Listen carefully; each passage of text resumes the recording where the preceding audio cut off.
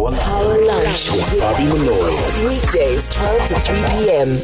Right, with about 9 minutes to go until the top of the hour, let's talk a little bit more about BRICS. The 5 BRICS countries of Brazil, Russia, India, China and South Africa will meet in Johannesburg tomorrow to discuss how to turn a loose club of nations counting for a quarter of the global economy into a geopolitical force that can challenge the developed world's dominance.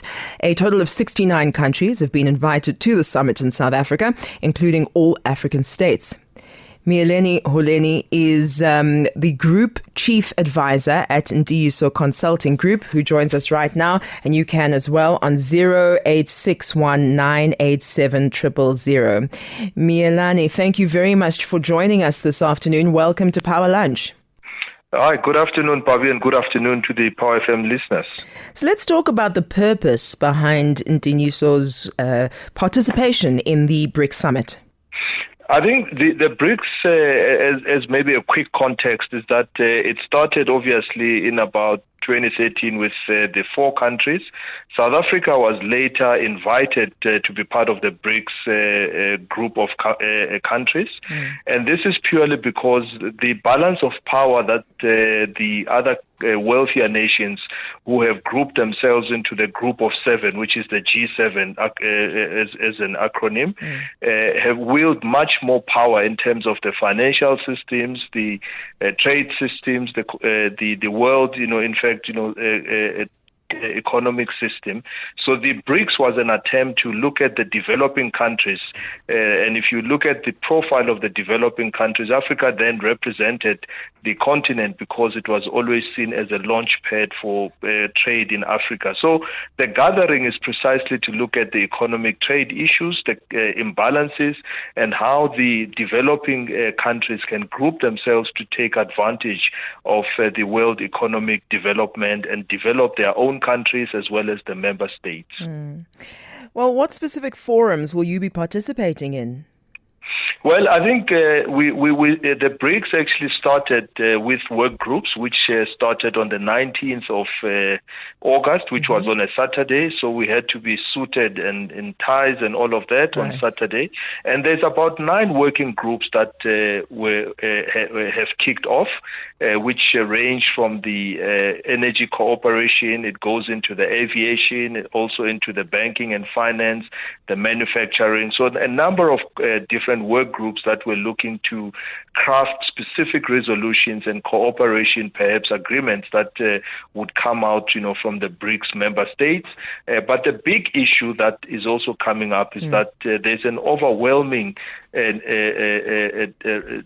desire by other countries to want to join the BRICS. So you'll see that they're starting to talk about the BRICS plus. So having gone through the energy cooperation, it means that the smaller countries or all the countries need to be able to trade fairly and justly, especially looking at the transition from a high carbon to a low carbon environment, and the other issues that were also raised in the aviation to liberalize the routes that would allow flights to land in all the different countries, so that there's a balance. You don't have to fly into Europe to go into Africa in some of the cases.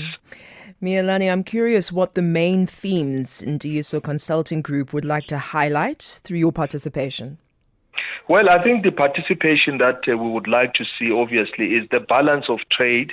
We also sit with as well as South Africa. So the message that we would put forward from a Ndiyiso Consulting point of view is the fact that we need to look at, South Africa's participation in the BRICS as the participation of Africa, and not, just the participation of South Africa, but to look at how Africa comes in, because on the energy side, most of the minerals that are going to power the green economy are coming from mostly the reserves on the African continent. Absolutely. So we need to be pulling together as Africa, using the Africa Free Trade Agreement that has been signed, to be able to pool our resources so that we can localize the manufacturing of the green economy components like your photovoltaic cells, your components, and so your batteries and other things. So that is the big thing, that if we were to achieve this as a continent, as Africa, the continent, we would have achieved quite a lot, because currently we don't beneficiate whatever minerals that we are digging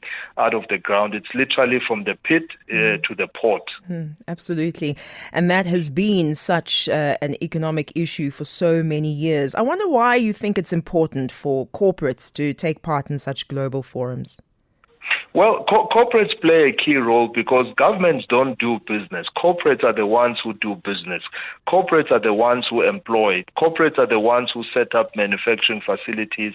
And on the financing side, they are the ones who finance, these major projects and implement, the project. So it is absolutely crucial that the role of corporates be enshrined in there. But not only corporates, because one of the sessions that we set in as Ndiso Consulting was looking at SMMEs, the participation of SMMEs in such a big forum, because currently we have in our country an over-concentration of trade, or at least business, in the large corporates, but we're not seeing the smaller, medium and enterprises participating. So that is one other voice that we are putting forward for the participation of SMMEs in the localization agenda. So corporates are key because they will lead the agenda, but they also will use their deep balance sheets to be able to fund the various projects, I suppose, to open up investments, as well as, to open up participation for a broader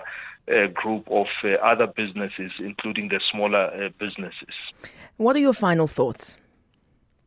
Well, the final thoughts, I think one thing that is burning in the minds of a lot of us is the whole issue of the trade being conducted on a dollar-based system. I think we're expecting to hear a little bit more how the discussions will go with regards to conducting trade amongst the BRIC countries and all the other countries, and not having to use the dollar as a trade currency. Interestingly, one of the articles I read is that all of the 5 countries who are signatories or current members of the BRICS, their currency actually start with an R. If you take the rand, if you take the renminbi, you take the rupee, and you take the ruble, and so on and so forth. Right. So almost one in jest, was almost saying that, it looks like, the currency will be a R5. Yeah. But more seriously, it's to look at, how the de-dollarization and the liberalization of the trade systems can be achieved by such a group, especially when the Middle East countries are expressing interest and wanting to participate, because the oil trade is based on the dollar, and if the dollar is strong, it favors the one group, and if it's weaker, it favors the others, and so on. So it looks like we need to look at the liberalization of this trade and change the agreements and change the balance of trade. Very important and also very interesting to get your point of view. Ndiso Consulting Group's Group Chief Advisor, Miyelani Holeni, thank you very much for joining us this afternoon. Thank you very much. And that's how we come to the end of our news hour. Thank you so much for all of your comments and all of your participation. Coming up is your 1 o'clock Power News. Thereafter, we get into the legalities of serving a notice period at work. It's 1 o'clock.